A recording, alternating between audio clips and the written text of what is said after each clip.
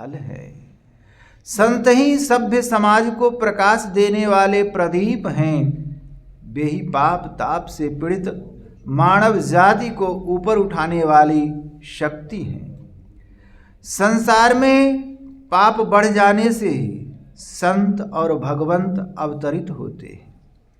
भगवान श्री कृष्ण ने गीता में कहा है, यदा यदा हि धर्मस्य ग्लानिर्भवति भारत अभ्युत्थानमधर्मस्य तदात्मानं सृजाम्यहम् परित्राणाय साधूनां विनाशाय च दुष्कृतां धर्म संस्थापनार्थाय संभवामि युगे युगे। महायोगेश्वर भगवान के अनुसार धर्म उद्धार एवं स्थापना के निमित्त संत भगवंत आवश्यकता अनुकूल रूप धारण कर अवतार लेते रहते हैं। आज महर्षि संत सेवी परमहंस जी महाराज क्या है सुत संत सखीरी। भगवान श्री राम के अनन्य भक्त गोस्वामी तुलसीदास जी महाराज ने रामचरितमानस में भगवान महादेव के श्रीमुख से ऐसे वंश को महान बताते हुए कहा, सो कुल धन्य उमा सुनु जगत पूज्य सुपुनीत श्री रघुवीर परायण जेहि नर उपज विनीत। संसार में जन्म प्राप्त कर जिनका चित्त पर ब्रह्म परमेश्वर में लीन हो जाता है तो उनकी जन्मदात्री माता की कोख धन्य धन्य हो जाती है और संपूर्ण धरती उनके पद रज को स्पर्श कर पवित्र हो जाती है। कुलम पवित्रम जननी कृतार्था वसुंधरा पुण्यवती चतेना अपार सच्चित सुख साग्रे अस्मिन लीनम परे ब्रह्मणि यस्य चेतः। पूज्यपाद महर्षि संत सेवी परमहंस जी महाराज का आविर्भाव बिहार राज्य अंतर्गत मधेपुरा जिला के गम्हरिया गांव में सन 1920 ईस्वी के 20 दिसंबर को हुआ। माता पिता ने इनका नाम महावीर रखा। बचपन में ये महावीर अर्थात बजरंगबली के अनन्य उपासक भी थे। हनुमान चालीसा इन्हें कंठस्थ था और ये नित्य उसका पाठ किया करते थे। पिताश्री बलदेव दास जी कृषि कार्य से जीविकोपार्जन करते थे और माता श्री राधा देवी जी विशेष बुद्धिमती, कार्य कुशल एवं भक्ति परायणा थीं। बचपन से ही ये निर्भीक, साहसी और प्रखर बुद्धि के रहे। बड़े मेधावी, आज्ञाकारी, श्रुतिधर और स्मृतिधर रहे। एक बार जो पढ़ या सुन लेते वह सदा के लिए स्मृति पटल पर अंकित हो जाता। अपनी कक्षा में ये सदा प्रथम स्थान पर रहे। खेल कूद में भी अभिरुचि रही। फुटबॉल के अच्छे खिलाड़ी थे और खेल में ये कभी हारे नहीं। पढ़ाई का क्रम जारी ही था कि इसी बीच इनके पिता की आकस्मिक मृत्यु हो गई। पिता की आकस्मिक मृत्यु ने इनके पारिवारिक जीवन में अस्त व्यस्तता ला दी। इनके जीवन में एक महान संकटमय परिस्थिति आ खड़ी हुई। ठीक इसी प्रकार ऐसी ही घटना विश्वविख्यात सन्यासी स्वामी विवेकानंद के साथ घटित हुआ था। महर्षि संत सेवी परमहंस जी महाराज की शिक्षा मिडिल तक ही हो पाई। ये आगे नहीं पढ़ सके। घरेलू खर्च के लिए इन्होंने छात्रों को ट्यूशन पढ़ाना आरंभ किया। सुचरित्र, परिश्रमी, प्रतिभा संपन्न तो थे ही, अतः अभिभावकों ने अपने बच्चों को इनके हवाले करने में जरा भी संकोच नहीं किया। एक समय की बात है, ये अररिया जिला के सैदाबाद ग्राम में अध्यापन कार्य करते थे। यहाँ से कुछ दूरी पर कनखुदिया गांव में मार्च 1938 ईस्वी में बाबा लक्ष्मण दास जी ने सद्गुरु महर्षि में ही परमहंस जी महाराज की स्वीकृति पाकर मास ध्यानाभ्यास का आयोजन किया था। महर्षि जी वहाँ मास भर ठहरे थे। यह शुभ अवसर जान इनके अंदर पड़ा भक्ति बीज प्रस्फुटित हो चला। भक्ति की ज्वाला तेज हो गई। ये उनके दर्शनार्थ चल पड़े। वहाँ सद्गुरु महर्षि में ही के शरणागत हो इन्होंने भजन भेद लेने की इच्छा व्यक्त की। गुरु ने शिष्य की पात्रता को पहचाना। आध्यात्मिक मार्ग पर अग्रसर होने की उत्सुकता देखकर महर्षि में ही परमहंस जी महाराज ने इन्हें 29 मार्च 1939 ईस्वी में मानस जप, मानस ध्यान और दृष्टि योग की दीक्षा दी। इन्होंने पुनः इच्छा व्यक्त की कि गुरुदेव इस तुच्छ सेवक को अपने चरणों में रख लेने की कृपा करें। गुरुदेव का उत्तर था, आप जो कर रहे हैं करें, समय पर बुलाऊंगा। गुरुदेव का स्पष्ट संकेत था कि अभी आप अध्यापन कार्य करते हुए माँ की देखभाल और उनकी सेवा में अभी समय दें। कुछ दिन ठहरकर आप वहाँ से आने लगे। आते वक्त गुरुदेव के पास गए और श्रद्धा भक्ति पूर्वक प्रणाम किया। गुरुदेव ने आपको करुणा और कृपा दृष्टि से आपाद मस्तक निहारा। उनसे अनुमति प्राप्त कर आप सैदाबाद चले आए, जहाँ अध्यापन कार्य करते थे। किसको पता था कि गुरुदेव की करुणा दृष्टि इनमें एक दिन उस पात्रता का सृजन करेगी जिससे ये महर्षि संत सेवी जी के रूप में सदा सदा के लिए उनका मानस पुत्र और अद्वितीय गुरु सेवी बनकर उनके परम पावन पाद पद्मों में सदा सेवा निरत देखे जाएंगे। 1946 ईस्वी से आगे सद्गुरु महर्षि में ही परमहंस जी द्वारा रचित सारे ग्रंथों के प्रणयन, प्रकाशन, धर्म प्रचार एवं अन्य सभी बाह्य कार्यों में इन्होंने अपना सक्रिय और महत्वपूर्ण सहयोग किया है। 1940 ईस्वी में बभनगामा भागलपुर के एक सत्संग में वहाँ के श्री काली चरण जी सत्संगी ने महर्षि जी से निवेदन किया, सरकार इनको साथ में रख लिया जाता तो अच्छा होता। इनके स्वर में बड़ी मिठास है, संतवाणियों का पाठ बहुत अच्छा करते हैं। महर्षि में ही परमहंस जी महाराज ने उत्तर दिया, मन तो मेरा भी करता है जी, लेकिन अभी इनकी माँ को क्यों रुलावें। ये गुरु प्रदत्त साधना को एक निष्ठ होकर तत्परता से विधिवत करते रहे। सन 1940 ईस्वी से 1945 ईस्वी तक ये महर्षि में ही परमहंस जी महाराज के आज्ञानुसार उनके पास आया जाया करते तथा भ्रमण कार्य में सम्मिलित होकर ध्यानाभ्यास करते हुए विविध प्रकार की सेवाएं भी कर लिया करते।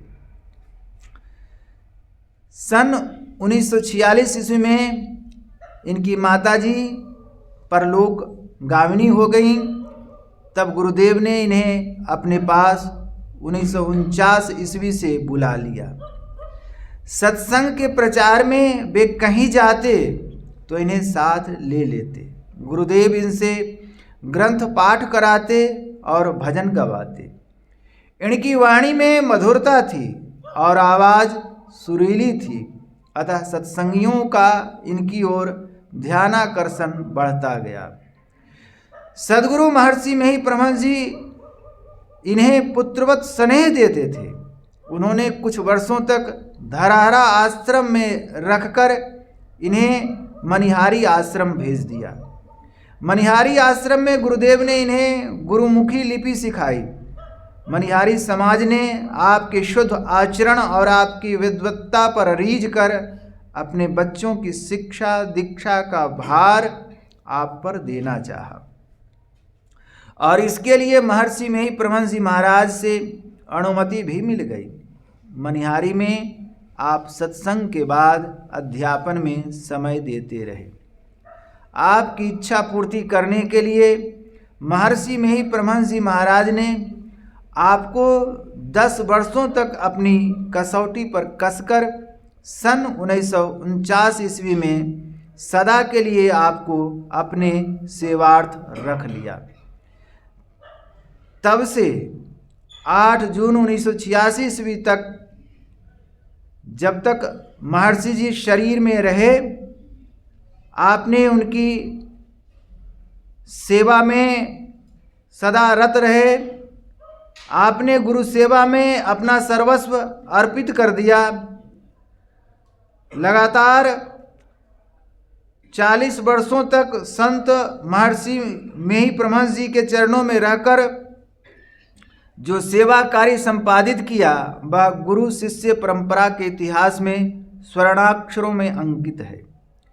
जिस प्रकार त्रेता में ब्रह्मर्षि वशिष्ठ राजर्षि विश्वामित्र जी की सेवा में श्री राम जी, श्री राम की सेवा में अनन्य भाव से श्री हनुमान जी, द्वापर में श्री गर्गाचार्य एवं संदीपन मुनि की सेवा में श्री कृष्ण की सेवा में श्री उद्धव जी, कलयुग में भगवान बुद्ध की सेवा में भिक्षु आनंद, श्री मदाद्य शंकराचार्य जी की सेवा में श्री सुरेश्वराचार्य जी, गुरु नानक साहब की सेवा में श्री अंगद देव जी की सेवा में श्री अमरदास जी, संत दादू दयाल जी की सेवा में जग्गा साहब, संत चरणदास जी की सेवा में भक्तिन सहजोबाई एवं दयाबाई, गोसाई लक्ष्मीनाथ परमहंस की सेवा में रघुवर गोसाई, श्री रामकृष्ण परमहंस की सेवा में स्वामी विवेकानंद, समर्थ रामदास जी की सेवा में छत्रपति शिवाजी तथा स्वामी बिरजानंद की सेवा में स्वामी दयानंद रहते थे। उसी प्रकार सद्गुरु महर्षि में ही परमहंस जी महाराज जी की सेवा में पूज्यपाद महर्षि संत सेवी परमहंस जी महाराज अपने आप को न्यौछावर करके सदा गुरुमय होकर रहते थे।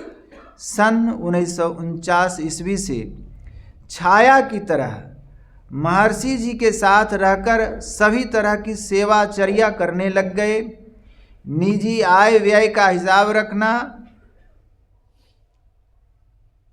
स्नान के समय जल आदि की व्यवस्था करना, पहनने ओढ़ने के वस्त्रों की संभाल तथा सफाई, शौचादि से आने पर लोटा मांजना, आचमन करने के लिए पानी, मिट्टी, साबुन आदि की व्यवस्था करना, थकावट दूर करने के लिए पांव दबाना, ब्राह्म मुहूर्त में आलस्य त्याग कर आवश्यकता अनुसार सेवा कार्य करना, कभी कभी रसोई बनाना, जिज्ञासुओं का शंका समाधान करना, दीक्षार्थियों को दीक्षा देना, आए हुए पत्रों को पढ़कर सुनाना और महर्षि जी के कहे अनुसार उनके उत्तर लिखना, जिज्ञासु दर्शनार्थियों की बातों को गुरुदेव तक पहुंचाना आदि सेवा कार्य करते रहे। 2 जून 1952 ईस्वी को सिकलीगढ़ धरारा में प्रसन्न होकर गुरुदेव ने आपको नादानुसंधान की क्रिया बता दी और 17 अक्टूबर 1957 ईस्वी को संन्यास प्रदान किया। उपर्युक्त कार्यों को करते हुए आप सदा से यही ख्याल रखते थे कि गुरुदेव को कोई तकलीफ न हो।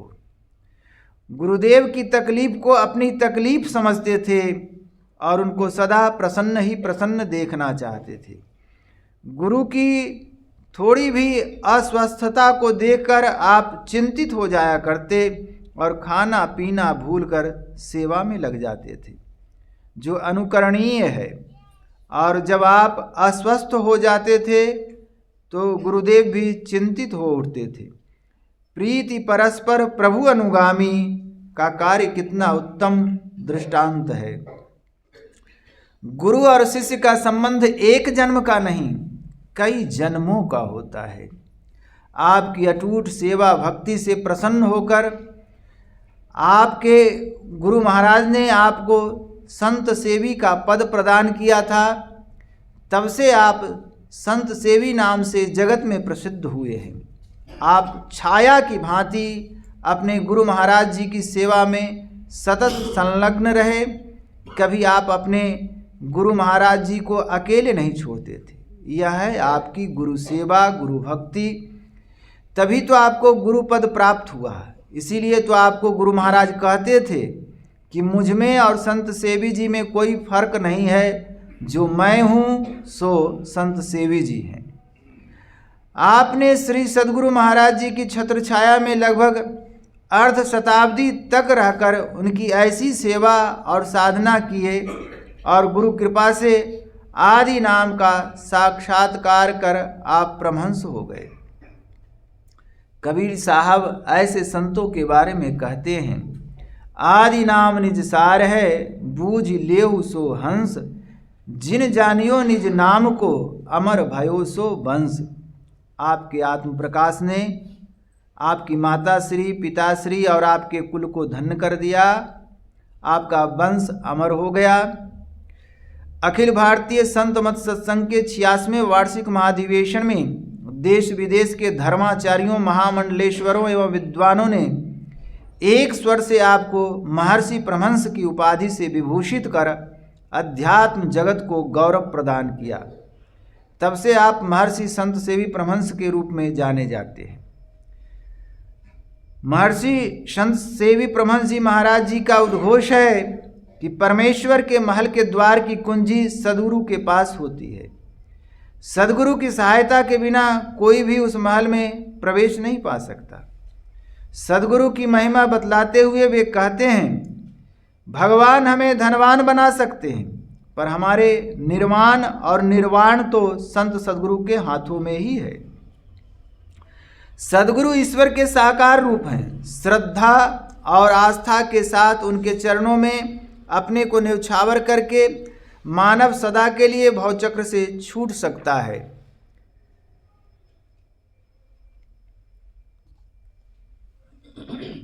देश हित में अपना हित निहित है, ऐसी भावना होनी चाहिए।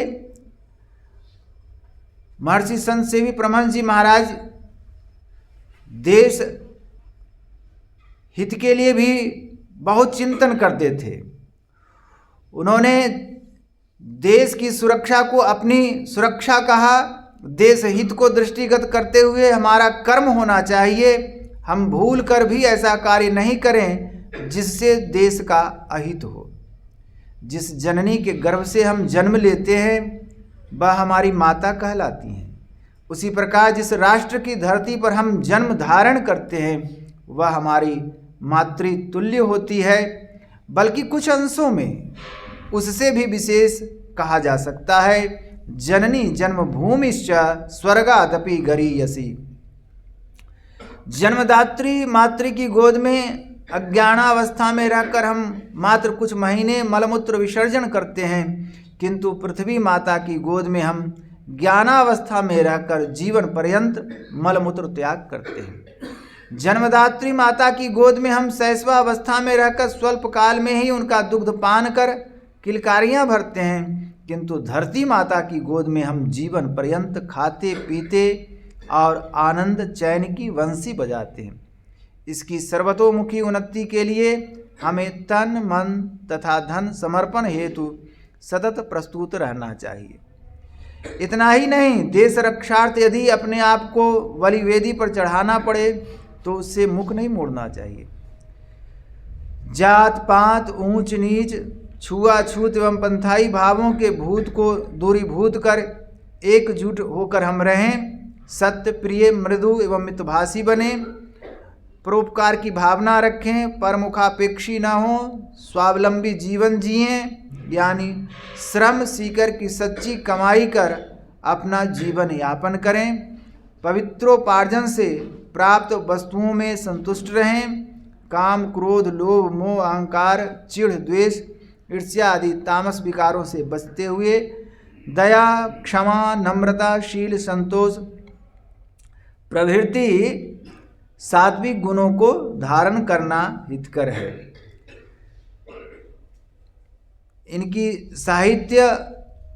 इन्होंने साहित्यों का भी सृजन बहुत किया, जिसमें कुछ साहित्यों के नाम भी हैं, ओम विवेचन, योग महात्म्य इत्यादि। यानी कहने का मतलब सब तरह से इन्होंने जो ज्ञान के माध्यम से, ध्यान के माध्यम से और लेखन के माध्यम से जगत की सेवा की। आज ऐसे महापुरुषों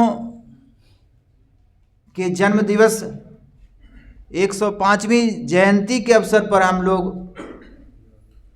सम्मिलित हुए हैं और हम लोग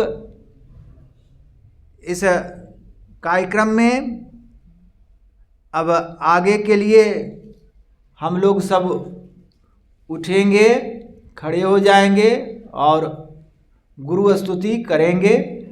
श्री सद्गुरु महाराज की जय।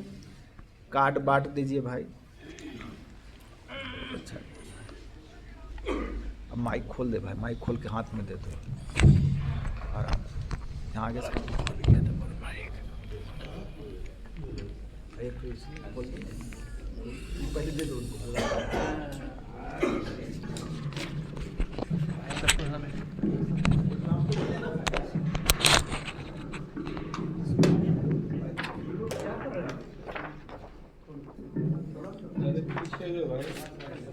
अरे उमेश, पीछे तो इधर तो पुस्तक भी ले लें, ले जी इसको, हम पुस्तक ले लें, लीजिए पुस्तक ले लीजिए।